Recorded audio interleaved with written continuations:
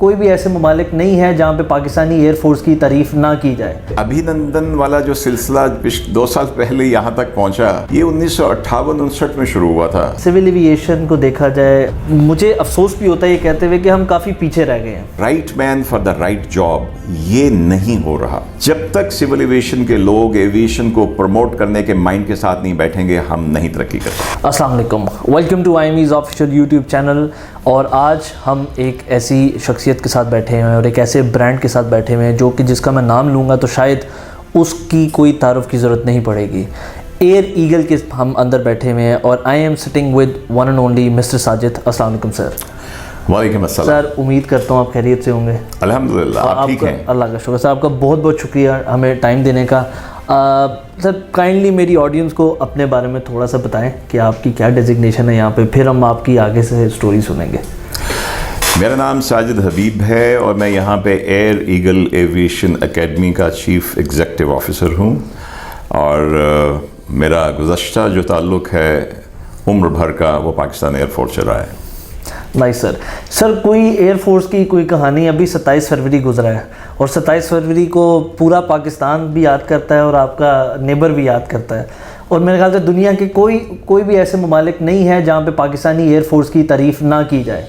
तो कोई हमें एक तो 27 फरवरी के बारे में थोड़ा सा कमेंट अपने दें, अपने कीमती अल्फाज दें और अपनी कोई स्टोरी सुनाए सर एयरफोर्स के हवाले से।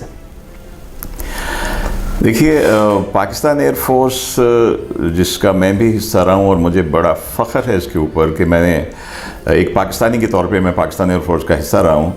देखिए, पाकिस्तान एयरफोर्स की जो हिस्ट्री है, ये अभिनंदन वाला जो सिलसिला 2 साल पहले यहाँ तक पहुँचा, ये 1958-59 में शुरू हुआ था। अच्छा, आप लोगों को शायद इल्म नहीं है। ये ईद का दिन था, 1958-59 का ये ज़माना है। और इंडिया का एक जासूस तैयारा कैमरा जहाज़ था जो कि बहुत हाइट के ऊपर फ्लाई करता था। उनका ख्याल था कि आज मुसलमान जो है वो गोश्त वोश्त खा के सोए हुए हैं कुर्बानी के बाद, तो आज का दिन है, हम चुपके से जाके तो ये रावलपिंडी और इस एरिया की हम रिकॉनेसेंस करके तस्वीरें खींच के ले आएंगे। लेकिन उस वक्त भी हमारे जो एयर डिफेंस कंट्रोलर थे रडार के ऊपर अलर्ट बैठे हुए थे। हमारे 2 जहाज़ एयरबॉर्न हुए, सेबर फ्लाइट रेटर यूनिस थे उसमें लीड कर रहे थे। इन जहाज़ों ने उस कैमरा को ईद वाले दिन मार गिराया। अच्छा। तो हमारी फतूहात का अल्हम्दुलिल्लाह सिलसिला पाकिस्तान फ़िज़ाइया का, भारतीय फ़िज़ाइया के ऊपर 60-65 साल पुराना है। Nice, very nice. और फिर उसके बाद जो जंग सितंबर 1965 की वॉर है, उसमें आपको इल्म होगा MM आलम, रफ़ीकी, मुनीर, इकबाल, कैसे सेसल चौधरी, कैसे कैसे हीरोज़ उसमें उन्होंने अपना काम किया, अपना काम दिखाया। 1971 की जंग में उसका जो भी आउटकम था, आप सिर्फ अमेरिका के एक जनरल चक यीगर हैं। चक यीगर वो दुनिया के पहले इंसान थे जिन्होंने आवाज़ से दुगनी रफ्तार से, आवाज़ से ज़्यादा रफ्तार से जहाज़ उड़ाया।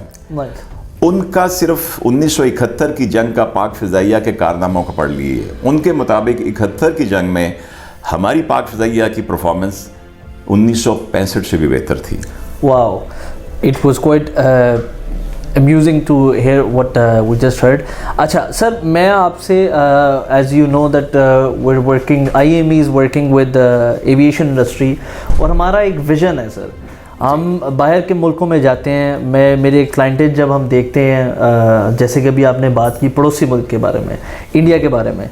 अब सर, इंडिया की सिविल एविएशन को देखा जाए और बाकी दुनिया की भी कंपैरिजन में किया जाए तो मुझे अफसोस भी होता है ये कहते हुए कि हम काफ़ी पीछे रह गए हैं। सर, आपको क्या लगता है कि ये या तो हुकूमती प्रॉब्लम्स हैं या फिर हमारे सिस्टम में कोई इशू है, या हम बहज़त कौम थोड़े से सुस्त हो चुके हुए हैं चीज़ों को लेके?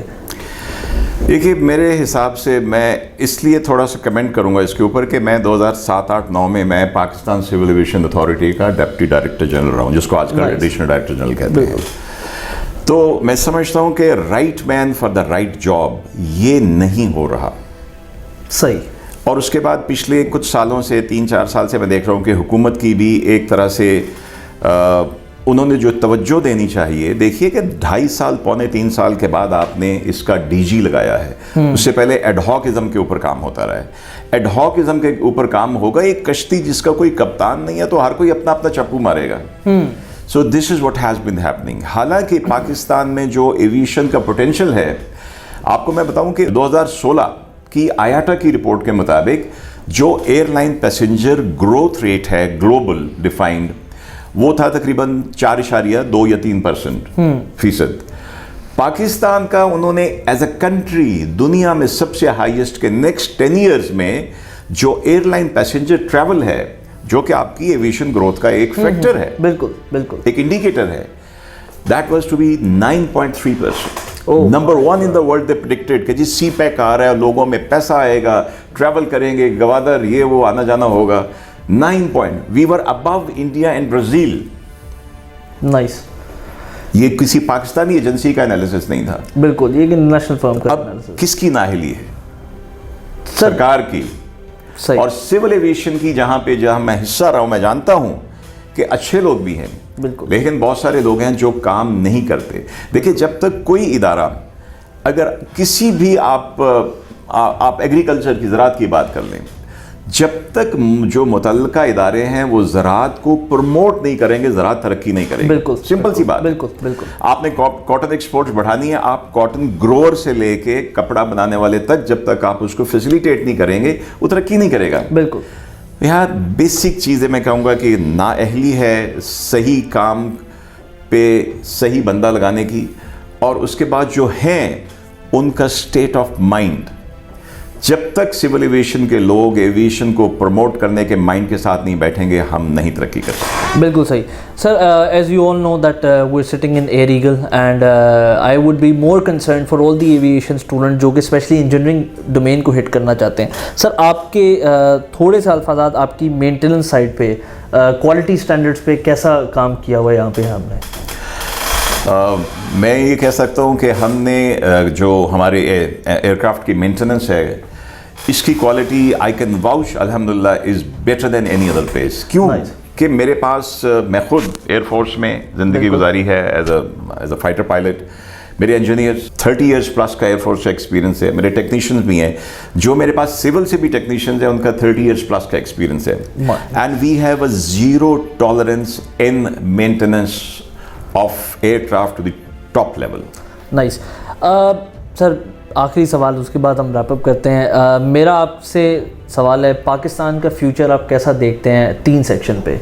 एक तो हमारी एविएशन मेंटेनेंस सेक्शन पे, एक हमारी एयरफोर्स में, और तीसरा हम जो पायलट बनना चाहते हैं उनके लिए भी, क्योंकि आई एम श्योर यहाँ पे पायलट बनने की फैसिलिटी भी है और मेरे पास काफ़ी क्यूरीज आती हैं, तो उनके लिए आप क्या कहना चाहेंगे? ये 3 को आपने रैप अप करना है।